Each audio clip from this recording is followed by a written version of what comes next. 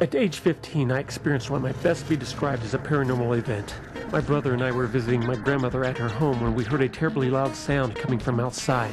When we went outside to investigate, we saw a strange rectangular object in the sky, illuminated with lights around the object's perimeter. The object went silent and suddenly disappeared. From this moment, I became fascinated by and dedicated to discovery of the world of the unexplained.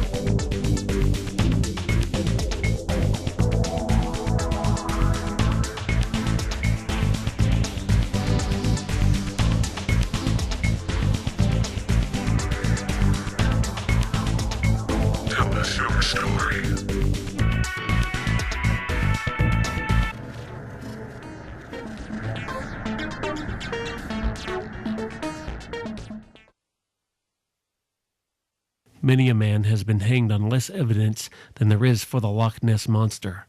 G. K. Chesterton.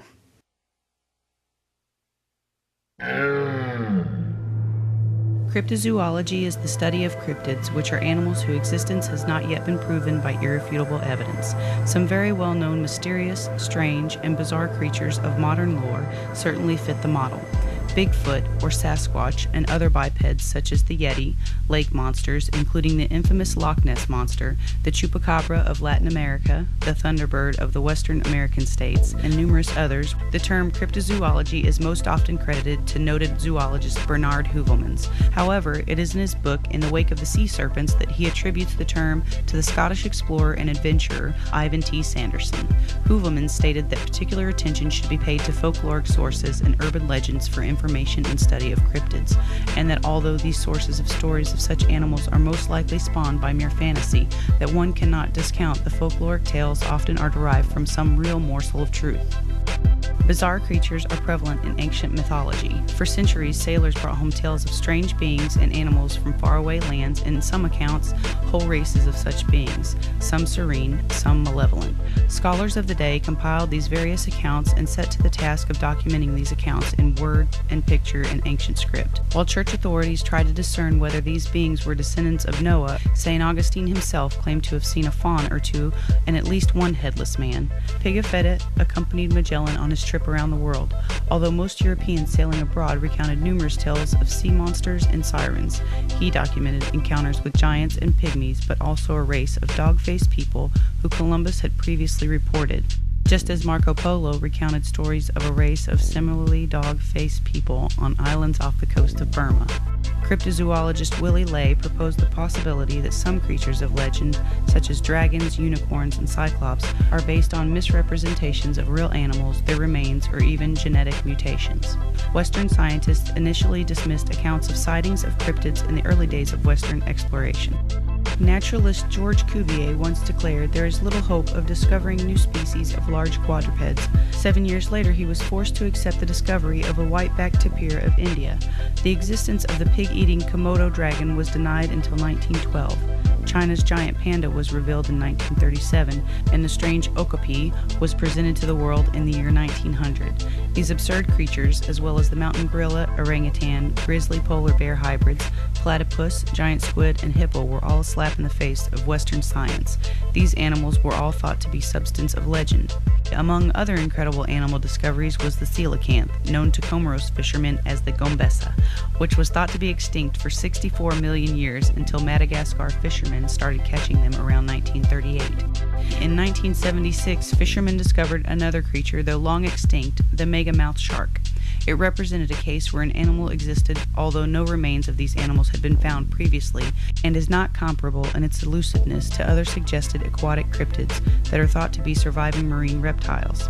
Today, one of these sharks is seen in a year, and although our crocodiles of today are a cousin of the dinosaurs which roamed the earth, the tuatara of New Zealand predates dinosaurs. One species of the lizard was discovered in 1989.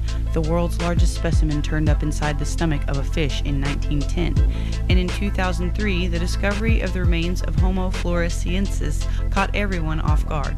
Legend of a similar creature, known to the natives of Flores, was said to have existed until the late 19th century, although many cultures have folkloric references to elves, gnomes, fairies, spirits, dwarves, and other small, human-like bipeds. Some scholars believe these tales of little people reflect primal recollections, perhaps of a time when Cro-Magnon and Neanderthals coexisted.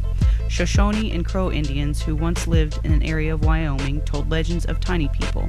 Just a few years ago, a 14-inch tall mummified being was found sitting upon a ledge in a remote cave. Although most dialogue in the field of cryptozoology is in regard to megafauna, such as Bigfoot, Yeti, or the Loch Ness Monster, the fact is that chances are very good that science will as yet discover many creatures, most likely smaller invertebrates. These creatures, however, do not hold the same level of fascination for most cryptozoologists or the public at large. Bigfoot, Sasquatch, Momo, Skunk Ape, Yowie, Yeti, Yeren, Almas. Many names are given to the hairy, half-human-like bipeds that have been witnessed and yet remain elusive for decades, if not centuries. Do these creatures represent a missing link between man and ape, or a modern man and primal man?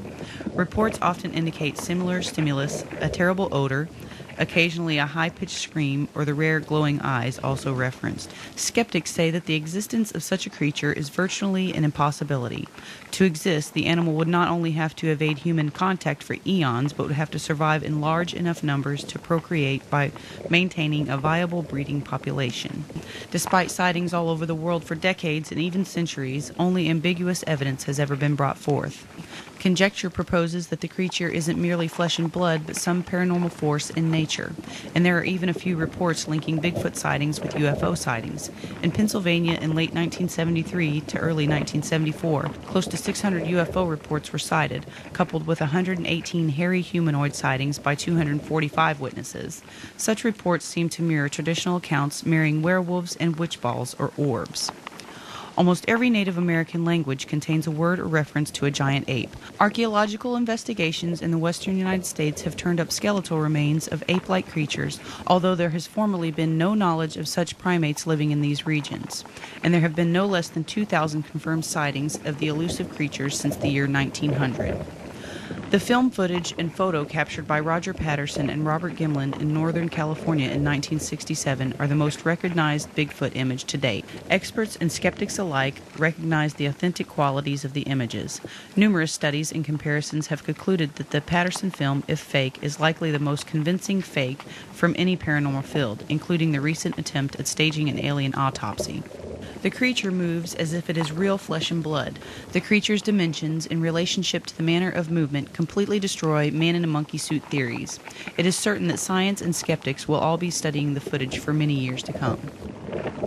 When Frank Hansen presented his unusual ape-like creature, frozen in a large block of ice at a Chicago livestock fair in 1968, word reached zoologist Ivan T. Sanderson and his colleague Bernard Heuvelmans, who immediately requested a meeting with Hansen and his display.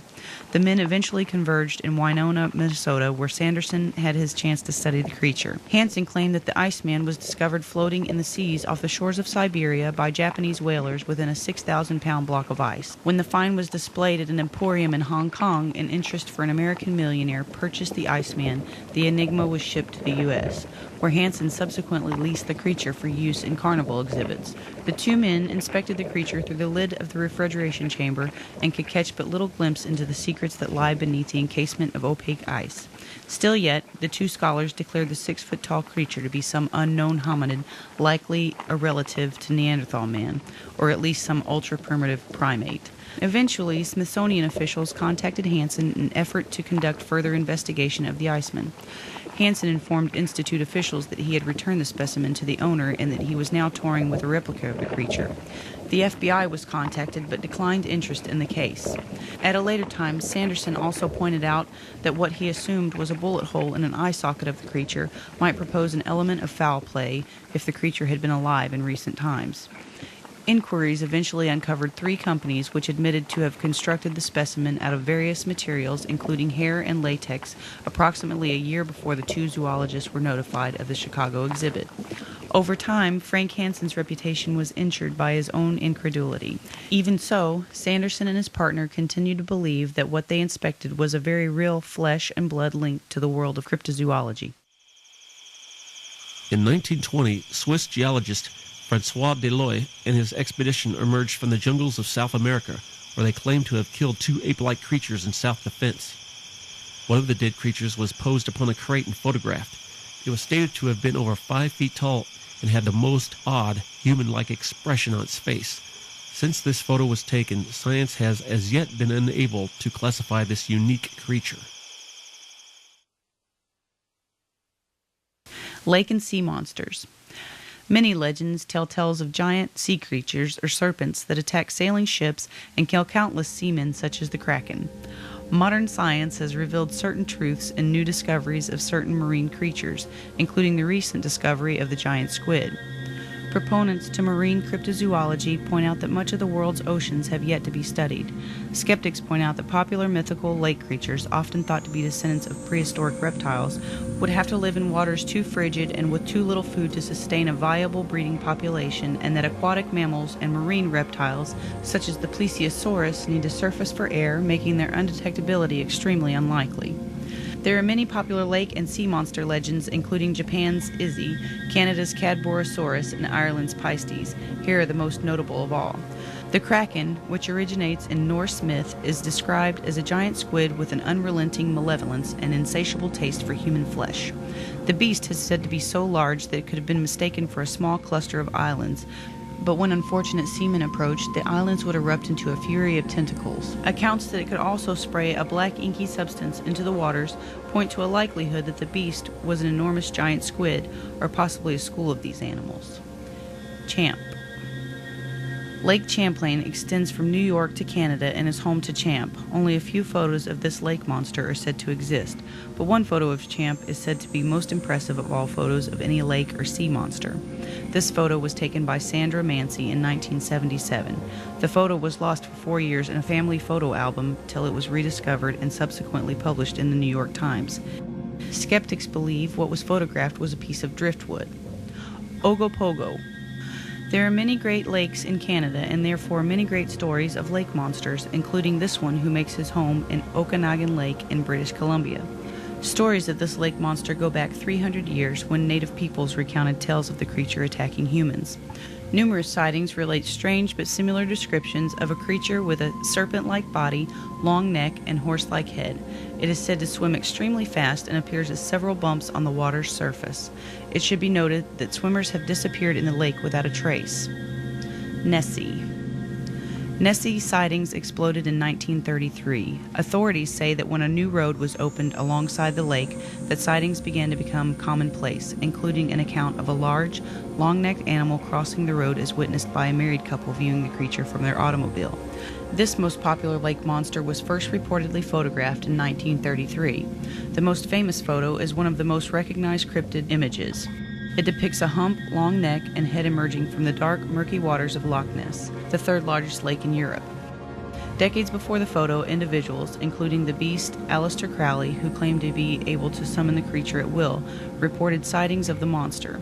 In the years and decades since the photo, many people have reported sightings of the creature, and a few considerable efforts have been made to locate evidence of the creature by using sonic devices. The legends of strange creatures thriving in the lakes of Scotland's Highlands have endured since written records have existed. Interestingly, a group of native tribal people, known as the Picts, have left behind little more than artifacts, including stone carvings of local fauna, all of which are easily identified as animals known to live in this region, except one that resembles a contemporary description of a well-known marine reptile, a reptile that was a member of the race of dinosaurs. The popular theory by those who believe in the monster theory is that the Nessie is a surviving member of the race of aquatic reptiles known as plesiosaurs. Skeptics dismiss the sightings as some part of a log or tree which might have risen from the depths under power of gases produced by lake bacteria. They point to limitations within the plesiosaur theory, such as the consideration that the plesiosaur was a subtropical animal that could not thrive in the cold waters of the loch and that they lived in the oceans, not in fresh water.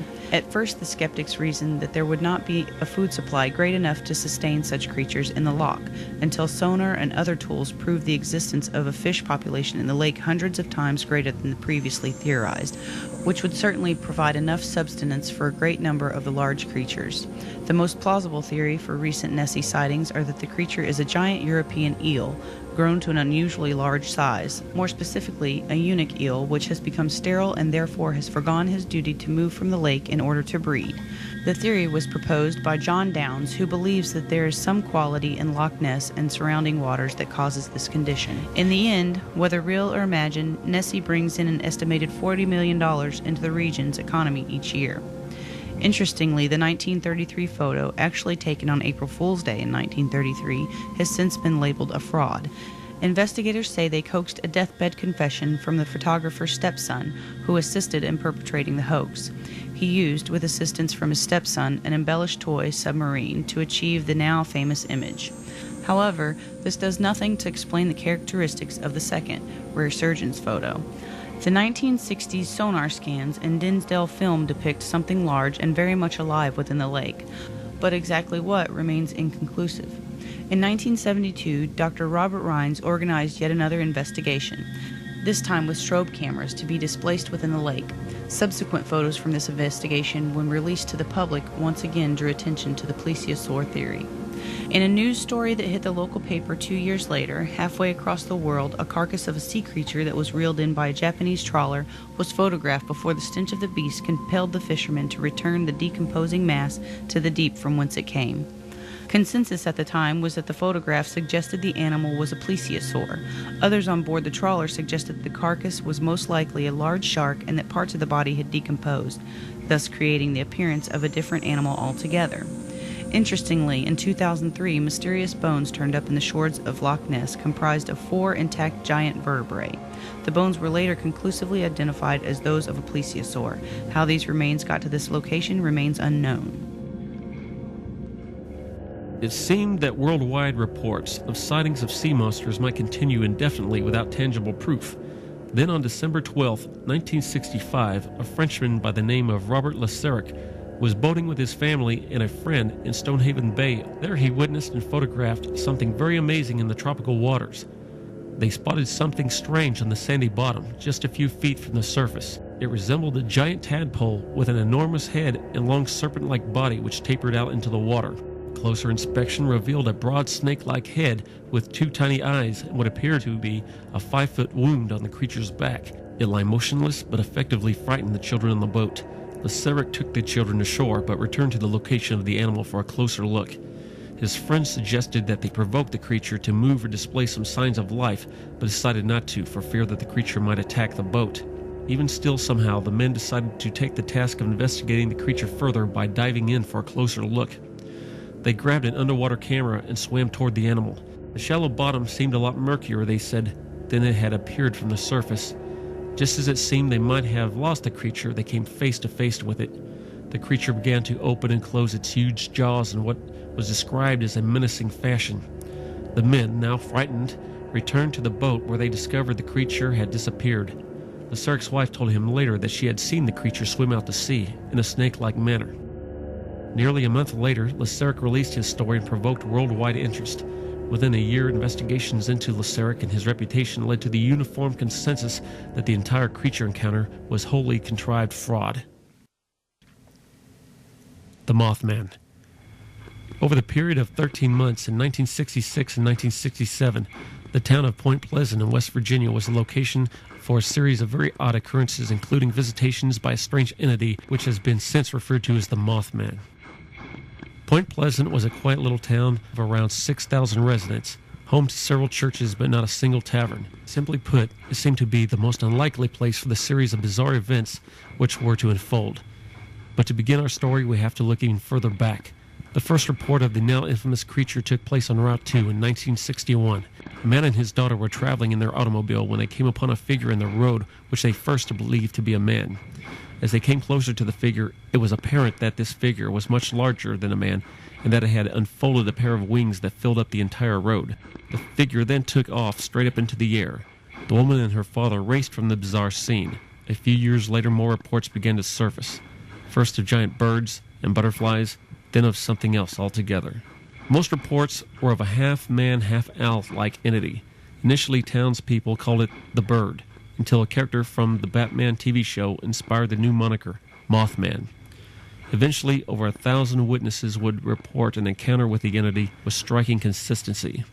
A large figure, it was said, with immense wings folded in behind its massive body, which was dark gray in color. No evident head, but having large glowing eyes set into its chest. It was maintained that the creature's eyes would entrance those who had encountered, and that it emitted a horrible shrill not unlike that of a terrified woman.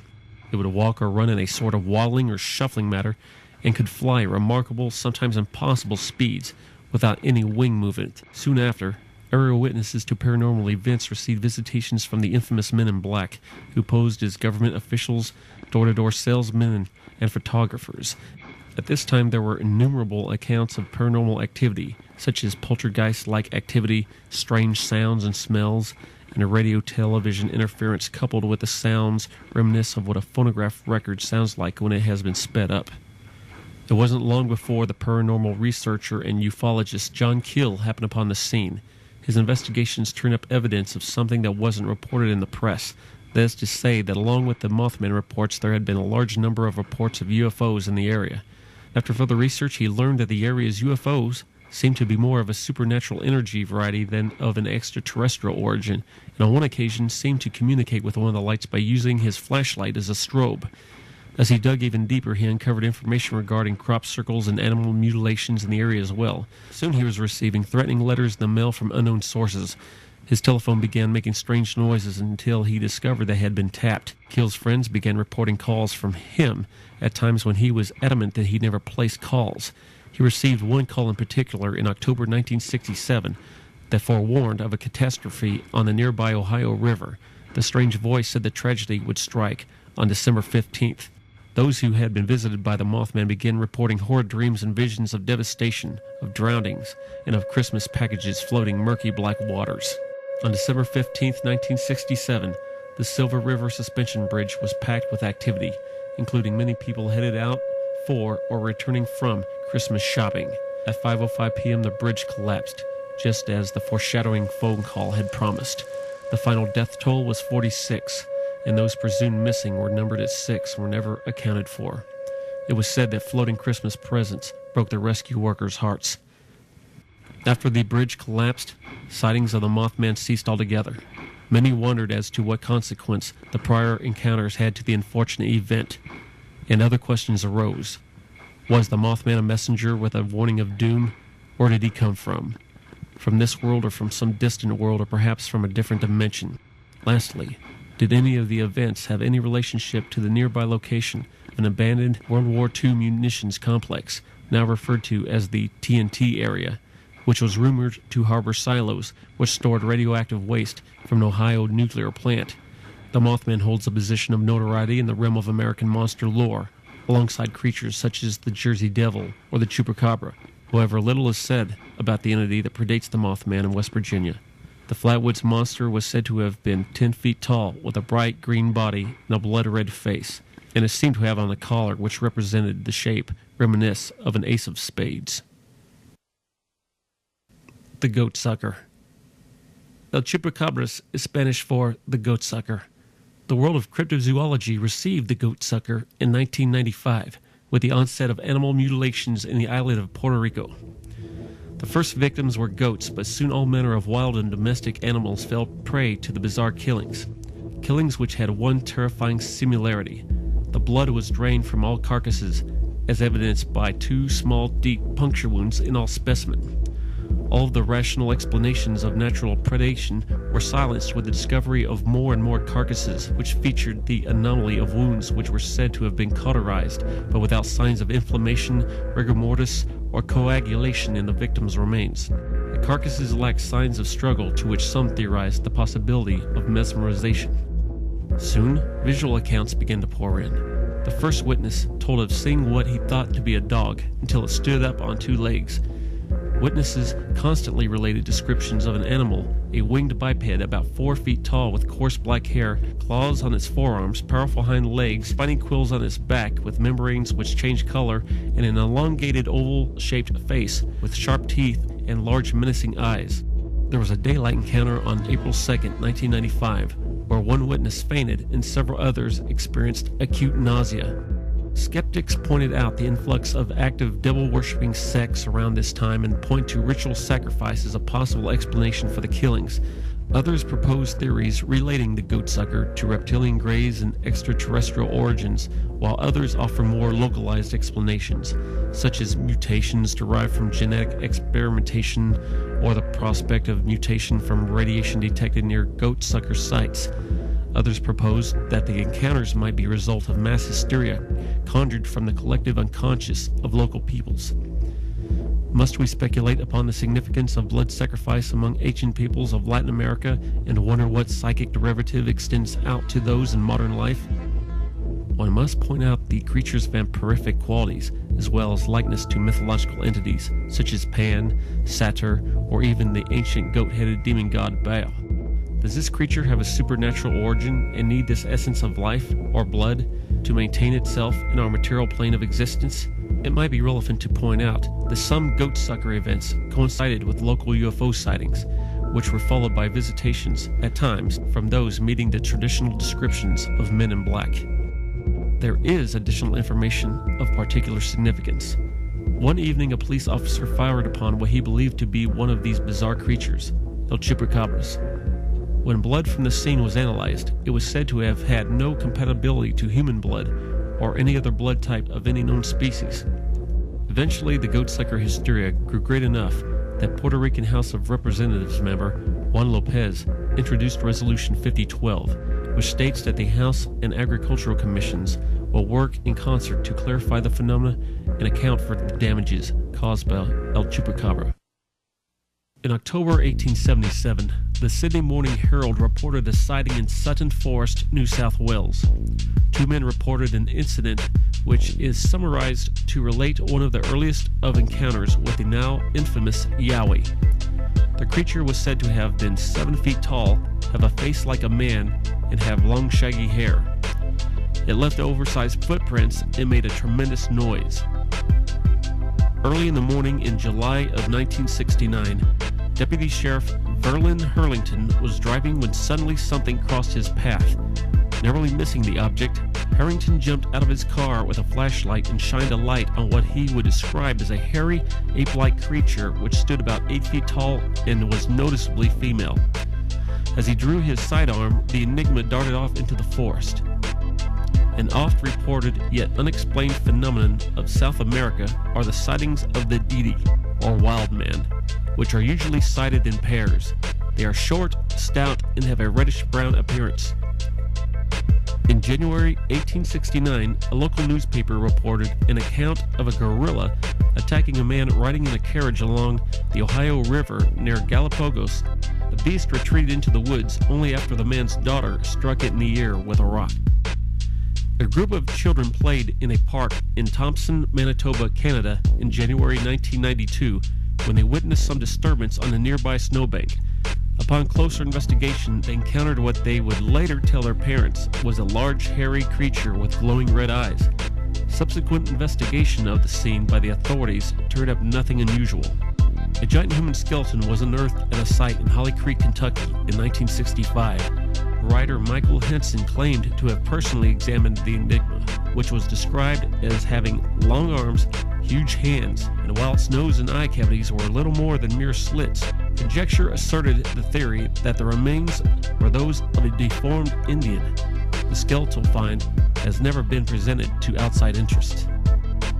Modern science affirms the existence of a very large flesh-eating bear, Arctodus simus, the bulldog bear, which lived in North America as late as 12,000 years ago. Early humans were no match for the beast, which preyed on bison and camels. In January 1932, John McCandles of Dallington, Pennsylvania, observed a hideous half-man, half-beast on all fours and covered with hair. Others also claimed to have seen the creature around this time. In 1920, Swiss geologist Francois Deloy and his expedition emerged from the jungles of South America, where they claimed to have killed two ape-like creatures in self-defense. One of the dead creatures was posed upon a crate and photographed. It was stated to have been over 5 feet tall and had the most odd, human-like expression on its face. Since this photo was taken, science has as yet been unable to classify this unique creature.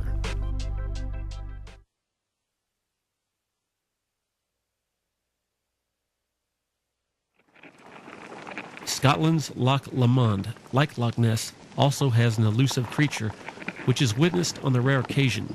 Sightings go back as far as the 18th century and relate a description of a creature with a long neck and bulbous body which moves swiftly through the water. North America's best-known water monster hails from Argentina, in a lake which sprawls out for 318 miles below the Patagonian Mountains. The creature has a long neck and bulky body, and descriptions lead yet again to another living plesiosaur theory. The mid-1700s proved numerous accounts of monsters and huge serpents within the Lagarfiat River in Iceland. In summer 1883, an American whaling ship was in the waters off southern Panama when they spotted what they believed to be a whale, and they dashed out after it. They were shocked when everyone witnessed something completely unexpected. The creature surfaced. Its features included a horse-like head with 2 horns, 4 legs or double-jointed fins, and a tail split in 2. Oregon's Wallowa Lake is the location for many sightings going back to 1885. Many varied encounters have maintained, including the report from a 19th century prospector who saw a creature with a 10-foot-long neck and large, flat head. In 1860, an author penned a book which recounted an experience on the Indian Ocean. He witnessed what appeared as a giant 45-foot-long alligator swimming against a very powerful current at an incredible rate of speed. A man rowing upon Lake Utah in 1868 happened upon what he described as a large snake-like creature with the head of a greyhound. Canada's Lake Manitoba is home to Manipogo. A witness related a story which took place in September 1909. Standing near Graves Point, he saw an enormous, unknown animal with a dark, glistening body swimming close to the shore. Lake Wallowa, Oregon, is the site of odd accounts dating back to the early 19th century. Descriptions of the respective creature are uniform. A serpent-like creature with a hog's head. Most notable is the account from the 1950s when 2 of these creatures, varying in length from 8 to 16 feet long, were witnessed together. A large amphibious creature with a vaguely crocodilian head was spotted by numerous travelers on a steamer headed from Brazil to New York in 1901. The captain of the vessel implored the other witnesses to keep quiet about the sighting as not to risk certain ridicule. A Detroit newspaper reported in May 1835 a story about a recent sighting of a sea serpent at least 75 feet long, which floated down the river Detroit. We had been favored with a view of a true invertible sea serpent, were the words of a deposition of one of 5 witnesses, 4 of whom were ship's officers sailing upon Mahoney Bay in Nova Scotia to a sighting of an incredible creature which resembled an enormous snake in 1833. There were numerous sightings of a creature off the coast of California within 1 week around Halloween 1983. It was described as looking similar to a giant eel, estimated to be approximately 100 feet long. In 1821, men crossing Lake Ontario in a canoe came upon what they first believed to be a burnt log until the object came to life and revealed itself to be actually a ferocious-looking 40-foot-long serpent which swam away hastily when the men proceeded to fire upon it. A serpent estimated to be 50 feet long with a dark brown body and a head lifted 4 feet above the water was sighted from a schooner on Lake Erie while traveling from Buffalo to Toledo one day in 1892. Army Major General H.C. Merriam described a monstrous serpent within the waters off Wood Island, Maine, as he sailed in August 1905. He further described the creature as having a snake-like head about 18 inches in diameter and a total length of at least 60 feet. In 1979, a woman hiking along the banks of Australia's Hawkesbury River witnessed what she described as a pair of large humps rising 20 feet out of the water, with two long flippers visible just beneath the water, followed by the emergence of a long head and neck extending 4 feet. The total length was approximated at 50 feet. In June 1984, 4 witnesses sailing upon Lake Shuswap in central British Columbia, Canada, cited a visual account of a gigantic snake about 25 feet long which crossed within feet of their boat before diving out of sight. A sea serpent was sighted by officers, crew, and passengers alike aboard the Amphilie as it sailed off the coast of West Africa in December 1893. The captain of the vessel has since lamented as to the account of ridicule subsequent to the incident, that he wished that it might have been someone other than himself on duty that day. It is said that it is the reptilian creature, the Pt2, that has something of a dinosaur-like appearance, which resides in the rivers and lakes of the Central African Republic. Australian folklore recognizes water creatures known as bunyips. Among numerous sightings in the 19th century was the January 1863 encounter by 2 men rowing on Tasmania's Great Lake, which was said to have flippers or wings and was comparable in size to a large sheepdog. In 1975, a witness sighted the barrowmouth monster from Lanier Beach, North Wales. It resembled a dinosaur, or so indicated the witnesses, who went on to describe features such as a long neck, long tail, and large green eyes.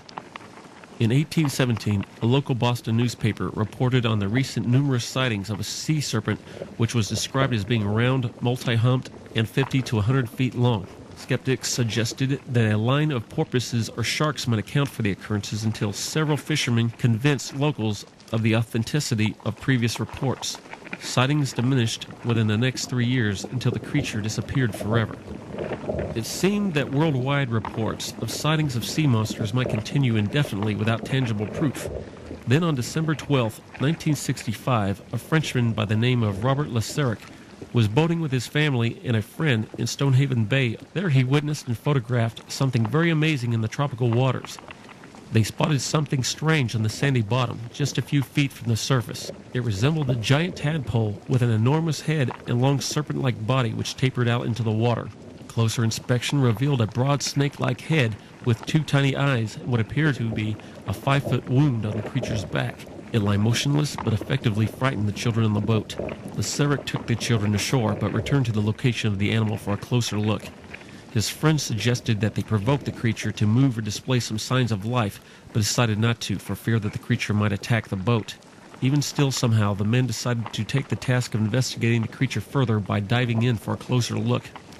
They grabbed an underwater camera and swam toward the animal. The shallow bottom seemed a lot murkier, they said, than it had appeared from the surface. Just as it seemed they might have lost the creature, they came face to face with it. The creature began to open and close its huge jaws in what was described as a menacing fashion. The men, now frightened, returned to the boat where they discovered the creature had disappeared. Laceric's wife told him later that she had seen the creature swim out to sea in a snake-like manner. Nearly a month later, Laceric released his story and provoked worldwide interest.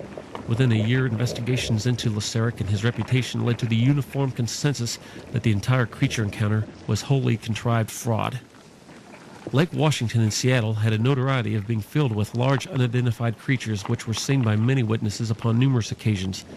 Many others jeered at the accounts until a 900-pound sturgeon measuring 11 feet in length washed up on the shore in November 1987.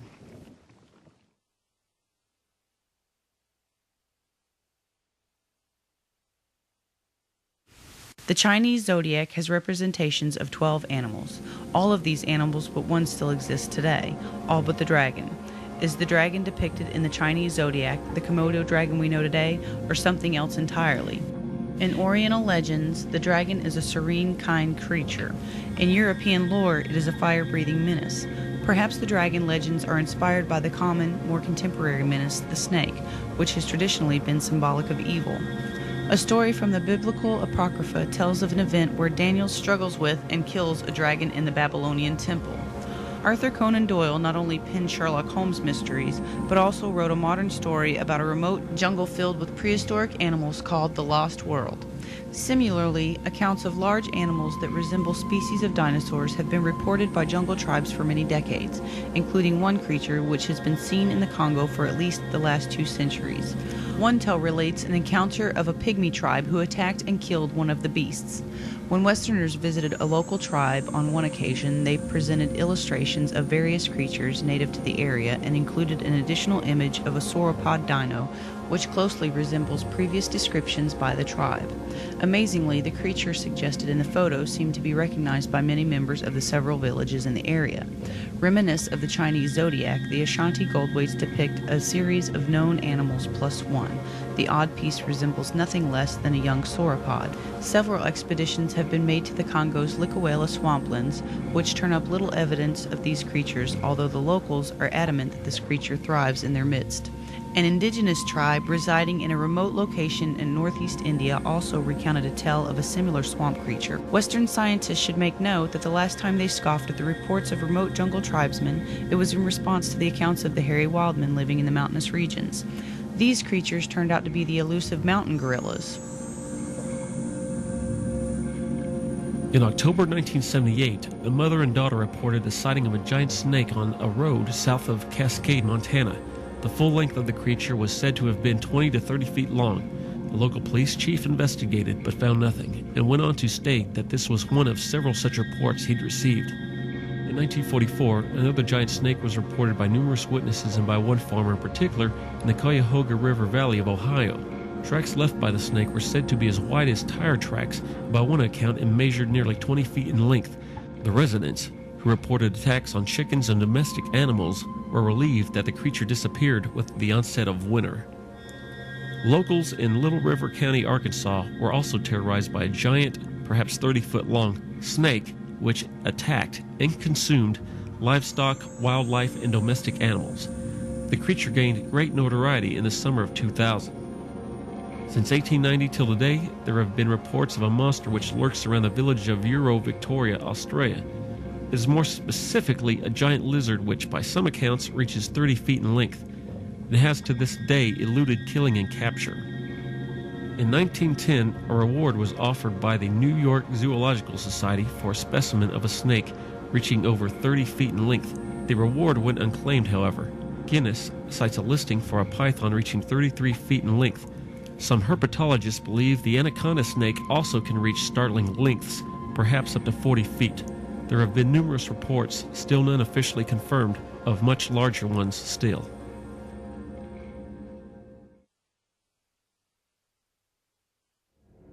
Origin of photo unknown, alleges to show Civil War-era soldiers with a creature that resembles a pterosaur. No information on this photo. It alleges to show hunters from the late 1800s, early 1900s with a large thunderbird they have shot. This rotting sea serpent carcass was captured by the Japanese fishing boat, the Zayu Maru, off the coast of New Zealand. This picture of a sea serpent was taken off the coast of Australia. Its authenticity has not been verified. This rotting carcass of some strange creature washed up on the shore at Man Hill Beach in Massachusetts in 1970. Although experts think it might have been a basking shark, it was estimated to weigh between 14 and 19 tons and was described as being like a camel without legs. This photo was taken during the Robert Rhines expedition in 1972. It purports to show the rhomboid fin or flipper of the Loch Ness Monster. Critics contest that the photo has been enhanced so much from the original photo that it cannot be considered good evidence. This underwater photo, taken in 1972 during the Rhines expedition, seems to show a plesiosaur-like creature. A composite photo, left, and artist's rendering, right, of the Minnesota Iceman. The body of this unknown creature, frozen in a block of ice, was exhibited by a traveling showman, Frank Hansen, in the 1960s.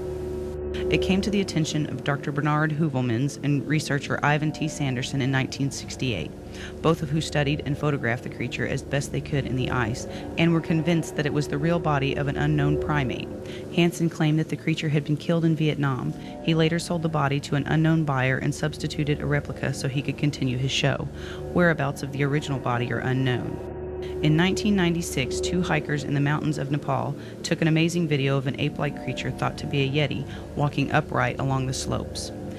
This is a still from the famous film footage taken by Roger Patterson and Robert Gimlin in 1967 with a 16mm camera while on an expedition to find the elusive creature in the Bluff Creek area of the Six Rivers National Forest in Northern California.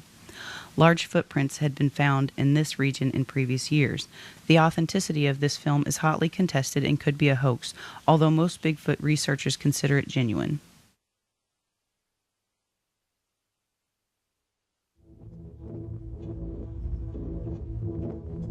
The ancient Egyptians are attributed with many advances, achievements, and beliefs that leave us breathless and all the more baffled with each step into our now booming technological age. We know what they did, but are still clueless as to how they did it or why. At the heart of this once great society was a very vital belief system that was rich with references to and reverences for various animals, which are depicted in artifacts large and small. The largest of these is the Sphinx, a mythical creature with the head of a man and the body of a lion, which is thought to have represented a popular icon in the day it was constructed. The face is thought to have been modeled after the pharaoh Khafra in the years 2558 to 2532 BC, although some scholars believe the Sphinx to be much older. Legend says that the insoluble creature would kill anyone who could not answer his riddles. Jackal-headed god Anubis not only guarded the tombs of the dead, but also served in the afterlife judgment of the deceased. Egyptian goddess of truth and justice, Mot, served as protector upon the tomb of Nefertari, wife of Ramses II.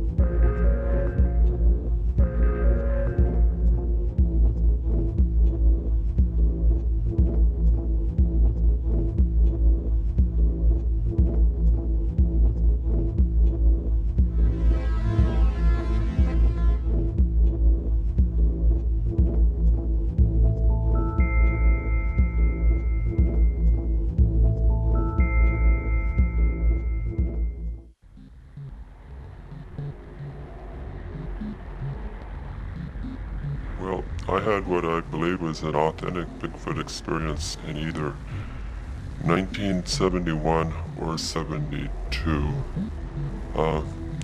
My friend and I, we were out in Washington State, out on the Olympic Peninsula, or right by the Olympic Peninsula, on Mason-Grays Harbor County line, where I just happened to pull my car over because it looked like an interesting spot. And by the road, I found these footprints, these big, huge footprints. And some of them, the feet were shaped exactly like you would expect a human footprint. They were shaped like mine, only they were just bigger. And the interesting thing about them was there was water where the footprints, where the ground was wet, and the footprint, the toe of the footprint went into the ground about that far because, you know, you push down to start running. It looked like whatever made these big, huge footprints had pushed its toes into the ground to get a good grip, you know, and to start running. So I followed these footprints, my friend and I, we did. And we followed them up along this real nice river with the well, it was Washington State, a lot of water, you know, kind of mountainous region. And the sand, it wasn't mud, it was sand along the river. And these footprints were equally wide as they were long. They equally as much wider as they were longer than my feet, and they were about this much longer in the front and the back and on both sides. So it was a pretty good sized foot. I wear a size 12 shoe, and the stride was about the max of my stride. So it was I had to really stretch to keep up with the stride. So the stride was pretty incredible. There were thousands of these footprints. And one set went up the river, another set came down river. One set had like something dragged through them, and by watching these footprints, the only thing that I could figure out was that they would have had to have been made from the air, and if somebody had used a helicopter, they would have blown the sand around. So,